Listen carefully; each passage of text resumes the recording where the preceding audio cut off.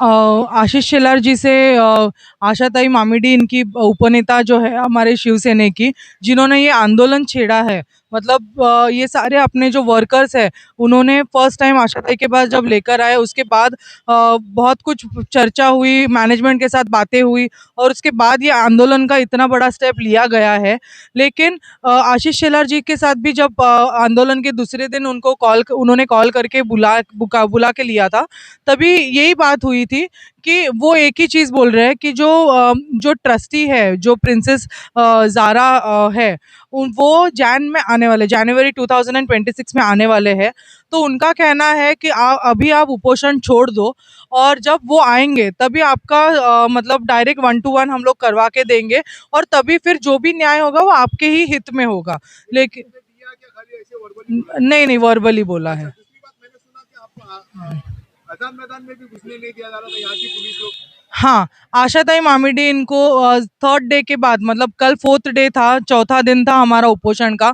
आशाताई को एंट्री नहीं दी गई, ये कह कह कि वो अनफिट है। लेकिन जो व्यक्ति उपोषण कर रहे हैं, लेकिन उनमें इतना स्ट्रेंथ है कि वो खुद से अगर चल के आ रहे, चल के जा रहे, उनको कोई व्हीलचेयर की ज़रूरत नहीं थी, उनको कोई हाथ पकड़ने की ज़रूरत नहीं थी। फिर भी पुलिस वालों ने उनको बाहर ही रुका के रखा। अब ये कौन से बेसिस पे और किसके कहने पे ये हुआ, ये हमको नहीं पता। शायद अभी मैनेजमेंट का मतलब उन्होंने जितनी चोरियाँ की है, उनके साथ जितने मतलब बाकी के जो एमएलएज़ वगैरह थे, जो इन्वॉल्व्ड है ये सब में, शायद उन्होंने इनके साथ कुछ सेटिंग की है, पता नहीं। लेकिन आशाताई को पूरा दिन उधर ना फैन था ना कुछ था, लेकिन बाहर ही बिठा के रखा और हम में से किसी एक को भी आशाताई के साथ में रखा नहीं। अगर वो बोल रहे अनफिट है, तो हमारे में से किसी एक को रखना चाहिए था उधर खड़ा उनके साथ में।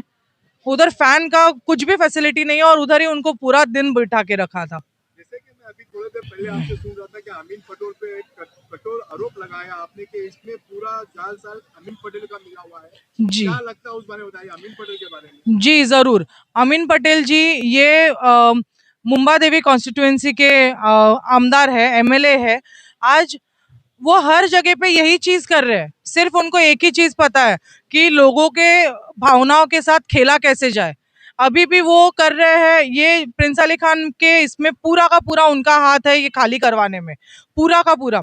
ऊपर से अभी भी वो जो रीडेवलपमेंट का कर रहे हैं, कुंभारवाड़ा, कमाटीपुरा, ये भी चीज़ वही करने वाले हैं। सबको बेघर करने के बाद सबको ऐसे ही दर-दर भटकना पड़ेगा अपने घर के लिए। और उनको यही सिर्फ आता है, सिर्फ इलेक्शन के पहले लॉलीपॉप दिखाएंगे, इलेक्शन के पहले सबको दिखाएंगे कि नहीं नहीं हम सब कुछ कर रहे हैं, हम ये कर रहे हैं, हम वो कर रहे हैं, कमिटी बिठाएंगे, सबको बोलेंगे मैं तेरे को टिकट दे रहा हूँ, तेरे को टिकट दे रहा हूँ, तू काम कर, तू काम कर। और ये सब चीजें नहीं होती है। अगर आपको रीडेवलपमेंट करना ही होता है तो आप जाओ देखो बीडीडी चाल का क्या हुआ है, आप जाओ देखो वर्ली का क्या हुआ है। हमारे शिंदे साहब ऐसे ही किसी के हाथ में इतनी सारी जिंदगियां नहीं देंगे। लेकिन देवेंद्र फडणवीस ने तो वादा किया था कि घर के बदले घर हम देंगे ही। वो अभियान तो बोलते आ रहे हैं। तो क्या लगता है हमारे सीएम साहब कुछ झूठे का साबित हो रहे हैं? नहीं, सी देखो कैसा है ना, सीएम साहब को भी अंधेरे में रखा जा रहा है। ये लोग बोल रहे हैं कि हमारे पास 70% लैंडलॉर्ड कंसेंट्स है, जैसे पाकड़ी सिस्टम के घर ज्यादा है, कमाटीपुरा में भी और कुंभारवाड़ा में भी। और ये सब जगह पे वो वही बोल रहे हैं कि हमारे पास 70% लैंडलॉर्ड कंसेंट है। लेकिन ये बात पूरी की पूरी झूठी है। इन्होंने बताया कि हमारे पास प्लान रेडी है, सब कुछ रेडी है, लेकिन कोई है नेता जो हमारे प्लान में थोड़ा सा ये कर रहे हैं, मतलब प्रॉब्लम ला रहे हैं। लेकिन तुम्हारे पास कुछ भी चीज तुम बोल रहे हो कि ये बिडर आ गया, वो बिडर आ गया, लेकिन ऑन पेपर क्या है आपके पास? ऑन पेपर कुछ तो हमको दिखाइए। हमारे मंदिर नहीं दिखा रहे तुम्हारे प्लान्स में, जो 200-250 साल पुराने मंदिर है वो कमाटीपुरा के प्लान में नहीं दिख रहे। ये कहाँ का न्याय हो गया? और मैं ये कभी नहीं कहूंगी कि मुख्यमंत्री साहब कुछ झूठे हैं या फिर ऐसा कुछ है। क्यों? क्योंकि उन्होंने बीडीडी चाल करके दिखाया। वो तभी उप मुख्यमंत्री थे, हमारे शिंदे साहब तभी मुख्यमंत्री साहब थे, लेकिन उन्होंने कभी किसी का हक नहीं छीना है। उन्होंने अपनी बहनों के लिए, मतलब सब ऑपोजिशन ने तभी बोला था कि अरे कुछ नहीं, ये सिर्फ थोड़े दिनों का नखरा है, थोड़े दिनों का नाटक है, कुछ नहीं, ये थोड़े दिनों में बंद हो जाएगा स्कीम ये वो। लेकिन ऐसा नहीं हुआ। अगर वो सिर्फ मतलब एक एक महिला के बारे में इतना सोच सकते हैं, तो वो हमारे घरों के बारे में क्यों नहीं सोचेंगे? कल आपको यहाँ से हटाया जा रहा है, थाना शिफ्ट किया जा रहा है। नहीं नहीं, हमको थाना शिफ्ट नहीं किया जा रहा है। हमको शिंदे साहब ने टाइम दिया है, क्योंकि हमारे सब कर्मचारियों की एक ही मांग है। उनको एक ही विश्वास है कि आशाताई ने अगर इधर तक लाया है, तो आशाताई के साथ ही हम शिंदे साहब के पास जाएंगे, और शिंदे साहब है जो एक ही व्यक्तिमत्व है जो हमारे ये प्रॉब्लम पे हल निकालेंगे। ठीक है, लोकहित के माध्यम से आप प्रशासन से और शासन से क्या मांग मांगते हो? हमको सिर्फ एक ही चाहिए। हमको जितने ये कर्मचारी है, इनका जिस दिन से उनको निकाला गया है, उस दिन से जब तक तुम्हारा नया हॉस्पिटल नहीं बनता है, तब तक का फुल सैलरी चाहिए। और नया जब हॉस्पिटल बने, तब इनमें से काफी लोग शायद रिटायर हो चुके होंगे तब तक, और जो है फिजिबल है, क्योंकि आफ्टर 40s आप एक्सपेक्ट मत करो कि इनको कोई दूसरे हॉस्पिटल्स में काम मिलेगा। तो हमको वही है कि हमको पूरा का पूरा उसका जो सैलरी है, सैलरी पूरी चाहिए।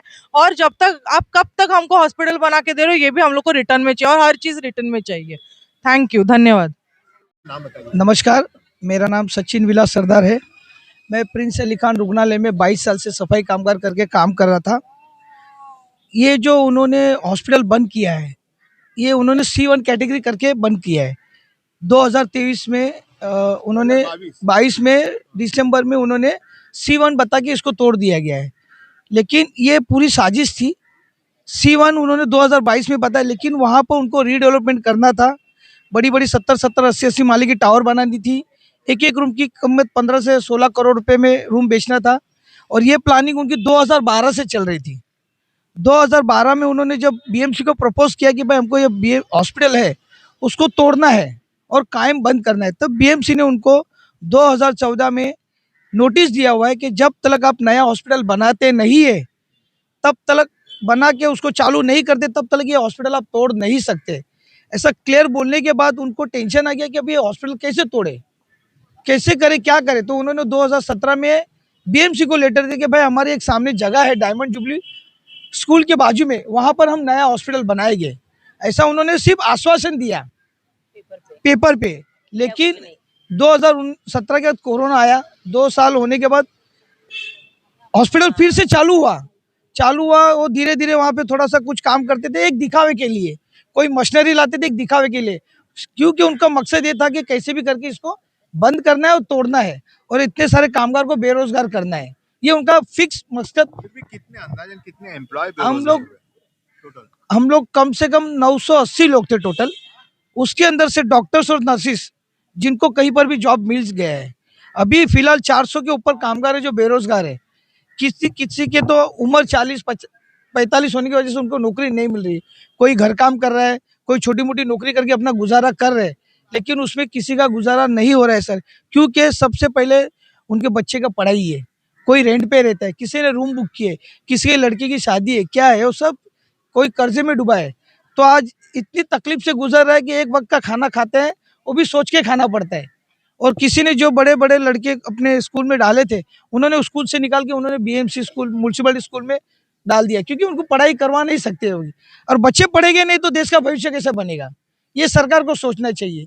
और मुंबई जैसे शहर में प्रिंस अली खान हॉस्पिटल, ये बहुत बहुत यानी बहुत बड़ी हॉस्पिटल थी, क्योंकि वहाँ पर मंथली कम से कम 2 से 1.5 लाख पेशेंट एडमिट होते थे मंथली। आज जो हॉस्पिटल को बंद करने से वहाँ के पेशेंट्स कहाँ जाएंगे, वहाँ के आजू बाजू के लोग कहाँ जाएंगे, वहाँ के जो कर्मचारी है जिनको ट्रीटमेंट नहीं मिल रही है। आज 2 से 3 हमारे जो कर्मचारी थे उनको उपचार न मिलने की वजह से उनकी डेथ हो गई है, मर गए बेचारे, क्योंकि उनको पैसा नहीं, क्या है, घर बैठ के वो इलाज कर रहे थे। और 2023 में उन्होंने जब हाई कोर्ट में सबसे महत्व का मुद्दा यही है, 2023 में उन्होंने जब कहा कि भाई ये हॉस्पिटल C1 है, हमको पिटीशन फाइल किया था BMC के विरुद्ध में। मैनेजमेंट ने 2 मुद्दे रखे थे, एक तो हॉस्पिटल बंद करना है लाइफ टाइम और उसको डिमोलाइजर करना है। हाई कोर्ट ने क्लियर कट बोला था आपको जो C1 कैटेगरी का बिल्डिंग है उसको तोड़ना है, लेकिन OPD कंसल्टिंग और जो अदर डिपार्टमेंट हॉस्पिटल छोड़ के वो सब चालू रखने हैं। फिर भी उन्होंने हॉस्पिटल, कोर्ट ने आदेश दिया कोर्ट था, का आदेश है हमारे पास, लेटर है, उसमें क्लियर लिखा हुआ है कि जो मेन बिल्डिंग है जो धोखा जाएगी उसको आप तोड़ सकते हो। अदर डिपार्टमेंट जैसे OPD है, 24 आवर्स इमरजेंसी है, ब्लड बैंक है, पैथोलॉजी है, हिस्टोपैथोलॉजी है, फिजियो, ऐसे सब जो डिपार्टमेंट है जो इमरजेंसी के लिए, वो सब आपको चालू रखने ही है। फिर भी उन्होंने डिमोलाइजर बिल्डिंग तोड़ने के बाद अदर डिपार्टमेंट भी तोड़ दिए। कभी की बात है जो C1 की नोटिस के बारे में बता रहे हैं वो 2022 की बात है सर, 2022 सितंबर। मैनेजमेंट ने आपको बोला नहीं कि ये C1 कैटेगरी में आप अपना बंदोबस्त करें, उन्होंने खाना बंद होने वाला है सडनली सैटरडे के दिन नोटिस लगा दिया, सैटरडे को। भाई C1 कैटेगरी आया है, हॉस्पिटल हम बंद कर रहे हैं। ये नोटिस कब आया? नोटिस तो उनको शायद 2 या 3 दिन के बाद प्राइवेट स्ट्रक्चर किया है, इम्पोर्टेड उन्होंने प्राइवेट स्ट्रक्चर किया है, महिमतुरा बिल्डर्स बीएमसी की तरह नहीं किया है, ना आईआईटी पवई की तरह किया वहाँ है, पर BMC का नोटिस नहीं लगाया सैफ अली खान में कि ये C1 कैटेगरी में आया, नहीं आया है। यानी कि BMC का भी इसमें कुछ बीएमसी का पूरा सपोर्ट है, क्योंकि जब हॉस्पिटल हो रिजर्व है, रिजर्व होने के बावजूद भी बीएमसी ने उनको जब नोटिस दिया है 2014 में तुमको बनाना ही है, तो उन्होंने बनाया नहीं। अभी जैसे आप एक सादा सा उदाहरण है, C1 कैटेगरी है, ऑब्वियसली उसको तोड़ना ही है, किसी की जान धोखे में डाल के सरकार कानून उसको चलाने नहीं देगी। सरकार ने उनको बोला था कि तुम तोड़ो, लेकिन बंद करने के लिए नहीं बोला है। तो फिर उन्होंने अभी 2022 के बाद 23, 24, 25 चल रहा है सर, क्यों हॉस्पिटल बनाया नहीं? ये बीएमसी ने उसको पूछना चाहिए था, बीएमसी ने उसको पूछा नहीं है। बीएमसी के पास जाएंगे, बीएमसी का एक ही कहना है, जब हमको नया हॉस्पिटल के प्रपोज करेगी तब हमको उसको रोकेंगे, लेकिन तब तक कामगार सफर कर रहा है, कामगार बेरोजगार है, उसको पगार नहीं मिल रहा है, पेशेंट्स को तकलीफ है, आजू बाजू के लोगों को तकलीफ है।